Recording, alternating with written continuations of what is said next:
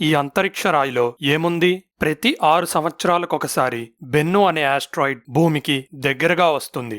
450 కోట్ల సంవత్సరాల క్రితం సోలార్ సిస్టమ్ పుట్టినప్పుడు బెన్ను ఫామ్ అయింది. అయితే భూమి మీద పడిన వేరే ఉల్కలు వాతావరణంతో చర్యలు జరిపినప్పుడు మారతాయి. కానీ పుట్టినప్పటి నుండి బెన్ను అంతరిక్షంలోనే ఉండటం వల్ల అందులో ఉన్న కండిషన్స్ ఏమాత్రం మారలేదు. అందుకే ఆ కండిషన్స్ ని స్టడీ చేయడానికి నాసా బెన్నుని టార్గెట్ చేసింది. అంతరిక్షంలోనే బెన్ను నుండి శాంపిల్స్ సేకరించడానికి NASA Osiris rex mission plan చేసింది. 2016లో లాంచ్ అయిన ఈ మిషన్ కి 3 ప్రధాన లక్ష్యాలు ఉన్నాయి.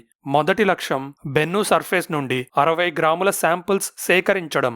రెండవ లక్ష్యం ప్రకారం బెన్నుని పూర్తిగా అర్థం చేసుకోవాలి. అంటే దాని సర్ఫేస్ ని మ్యాప్ చేయటం ప్లస్ ఏ పదార్థాలతో తయారయ్యి ఉందో అర్థం చేసుకోవాలి. ఇక మూడవ లక్ష్యం ద్వారా బెన్ను భూమికి ఏమైనా హాని కలిగిస్తుందో లేదో తెలుసుకున్నారు.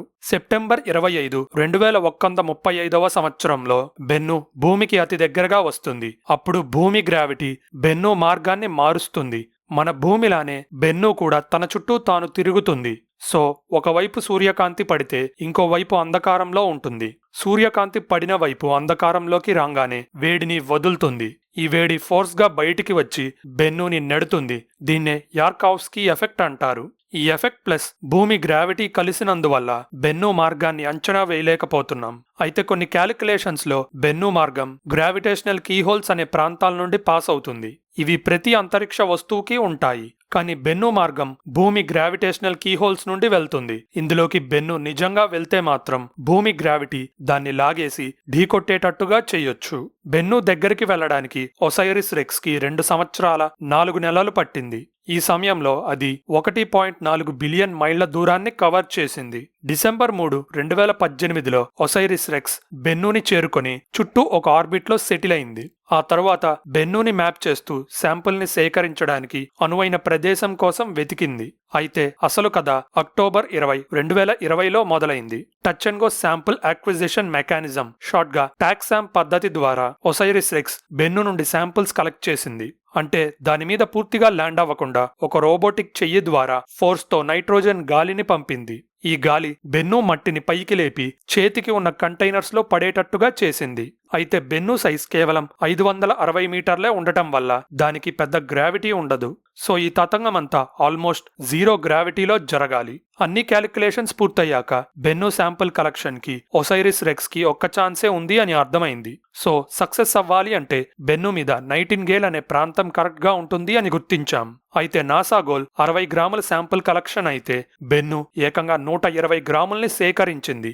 ఇప్పుడు ఇక ఈ శాంపుల్ ని భూమికి చేర్చాలి. మే 10, 2021లో ఒసైరిస్ రెక్స్ భూమికి ప్రయాణం మొదలుపెట్టింది. సెప్టెంబర్ 24, 2023న అది భూమి దగ్గరికి వచ్చి ఆస్ట్రాయిడ్ శాంపుల్ ఉన్న కంటైనర్ ని భూమి వాతావరణంలోకి విడిచింది. ఇది సెకండ్కి 7.5 మైళ్ల వేగంతో భూమి వాతావరణాన్ని దాటి పారాషూట్ ఓపెన్ చేసి స్పీడ్ ని తగ్గించి భూమి మీద దిగింది. అది అమెరికాలోని Utah test and training range ప్రాంతంలో ల్యాండ్ అయిన తర్వాత నాసా ఆఫీసర్స్ వచ్చి కలెక్ట్ చేసుకుని హ్యూస్టన్లోని నాసా జాన్సన్ స్పేస్ సెంటర్లోకి తరలించారు. జనరల్ గా ఇలా సేకరించిన శాంపుల్స్ కలుషితం అవ్వకుండా ఉండటానికి బయటి వాతావరణంతో కాంటాక్ట్ అవ్వకుండా కలెక్షన్ ఛాంబర్ ని టైట్ గా సీల్ చేస్తారు. ఒసైరిస్ రెక్స్ కి కూడా ఇంతే చేశారు. కానీ శాంపుల్లోని దుమ్ము ఛాంబర్ బయట కూడా అతుక్కొని ఉంది. ఈ దుమ్ము లేయర్ ఛాంబర్ యొక్క సీల్ తీయని మూత వరకు ఎక్స్టెండ్ అయి ఉంది. అంటే లోపల శాంపుల్తో కాంటాక్ట్ లోకి వచ్చింది అనే కదా అర్థం.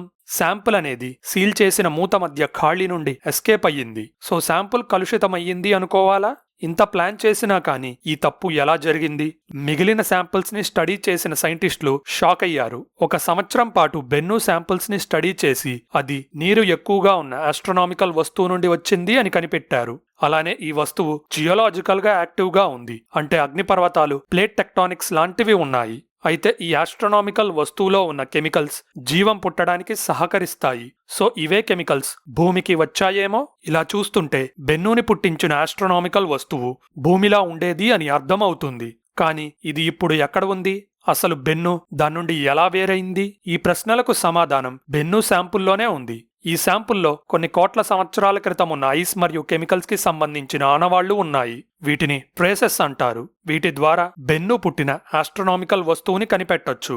ఫర్ ఎగ్జాంపుల్, నీటి ద్వారా తయారైన ఐస్ సూర్యుడికి దగ్గరగా అంటే ఆస్ట్రాయిడ్ బెల్ట్ లాంటి ప్రాంతాల్లో కూడా కరిగిపోకుండా ఉండగలదు. అయితే కార్బన్ మోనాక్సైడ్ లాంటివి ఇక్కడ గడ్డగట్టలేవు. అవి ఫ్రీజ్ అవ్వాలి అంటే నెప్ట్యూన్ దగ్గర ఉండాలి.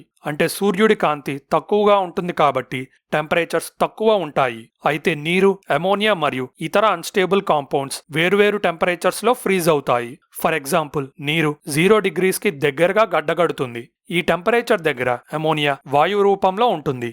సో రెండు ఒకే ప్రాంతంలో లిక్విడ్ రూపంలో ఉండటం కష్టం. కానీ స్నో లైన్ అనే ప్రాంతంలో నీరు, అమోనియా మరియు ఇతర కెమికల్స్ గడ్డగట్టి ఉంటాయి. అంటే ఆ ప్రాంతంలో టెంపరేచర్ అమోనియా ఫ్రీజింగ్ పాయింట్ అయిన -77 degrees కంటే తక్కువ ఉండాలి. ఆస్ట్రాయిడ్ బెల్ట్ టెంపరేచర్స్ ఇంతకంటే ఎక్కువ ఉంటాయి. సో బెన్ను ఆస్ట్రోనామికల్ వస్తువు ఇక్కడ పుట్టలేదు అని అర్థం చేసుకున్నాం. ఇలా కెమికల్స్ అన్ని గడ్డగట్టి ఉండగలిగే టెంపరేచర్స్ కోసం వెతుకుతుంటే నెప్ట్యూన్ తర్వాత టెంపరేచర్ -200 degrees ఉంటుంది అని తేలింది. సో బెన్ను పుట్టిన వస్తువు నెప్ట్యూన్ తర్వాత ఫామ్ అయి ఉండాలి. ఇంకో క్లూ ఏంటంటే బెన్నులో బంకమట్టి మరియు ఖనిజాలు ఎక్కువగా ఉన్నాయి. నీటితో కాంటాక్ట్లోకి వస్తే మాత్రమే ఇవి ఫామ్ అవుతాయి. సో బెన్ను పుట్టిన వస్తువు మీద నీరు ఎక్కువగా ఉండాలి. ఈ నీరు ఒక సముద్రంలా ఉంటే అడుగు భాగంలో హైడ్రోథర్మల్ వెంట్స్ అంటే నేల క్రాక్ అవ్వడం వల్ల వేడి బయటికి వచ్చి నీటిని వేడి చేసే పనులు చేస్తూ ఉండాలి. అయితే ఈ నేల లోపల భూమికి ఉండే లావా కోర్ లాంటిది ఉండటంతో వేడి పుడుతూ ఉండొచ్చు. లేకపోతే రేడియో యాక్టివ్ ఎలిమెంట్స్ అంటే యురేనియం, ప్లూటోనియం లాంటివి డికే అవ్వడంతో ఎక్కువ వేడి వస్తుందేమో. అన్ని ఆలోచనల్ని పరిగణలోకి తీసుకుంటే బెన్నుని పుట్టించిన వస్తువు 6 మైళ్ల కంటే పెద్దగా ఉండాలి. అయితే రీసెంట్ గా బెన్ను శాంపుల్స్ లో ఫాస్ఫేట్స్ ని కూడా గుర్తించాం. సేమ్ ఇలాంటి ఫాస్ఫేట్సే సాటర్న్ చంద్రుడైన ఎన్సెలడస్ క్రస్ట్ కింద ఉన్న నీటి సముద్రాల్లో కనిపెట్టాం.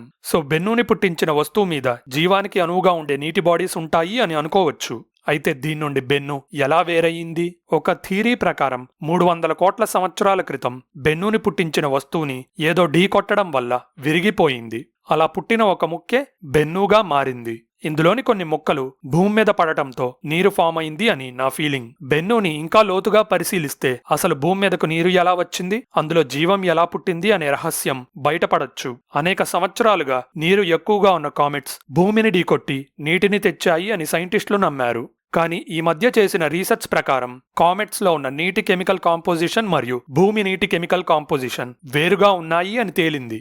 రీసెర్చ్ చేస్తే తడిగా ఉన్న ఉల్కలు ప్లస్ బెన్ను లాంటి అంతరిక్ష రాళ్లలోని నీటి శాంపుల్స్ భూమి నీటితో మ్యాచ్ అవుతున్నాయి. సో ఇది వరకు అనుకున్నట్టుగా నీరు కామెట్స్ నుండి కాకుండా అంతరిక్ష రాళ్ల నుండి వచ్చింది అని అనుకోవచ్చు. అయితే బెన్ను పుట్టిన ఆస్ట్రోనామికల్ వస్తువులో ఎమినో యాసిడ్స్ లాంటివి ఉండొచ్చు. ఇవి DNA ఫామ్ అవ్వడానికి చాలా ముఖ్యం. ఆ వస్తువు విరిగిపోయినప్పుడు పుట్టిన రాళ్లు భూమి మీద పడి జీవం డెవలప్ అయిన ఛాన్స్ ఉంది. ఇదంతా విన్న తర్వాత అసలు జీవం భూమి మీద పుట్టలేదు, ఎక్కడుండో వచ్చి ఇక్కడ డెవలప్ అయింది అనిపిస్తుంది. దాని గురించి తెలుసుకోవాలంటే ఈ వీడియో చూడండి. ఇలాంటి ఇంట్రెస్టింగ్ స్పేస్ వీడియోస్ చూడాలంటే మన ఛానల్ సబ్స్క్రైబ్ బటన్ నొక్కి బెల్ ఐకాన్ క్లిక్ చేయండి. ఈ ఇన్ఫర్మేషన్ అందరికీ రీచ్ అవ్వాలంటే వీడియో లైక్ చేయడం మర్చిపోకండి.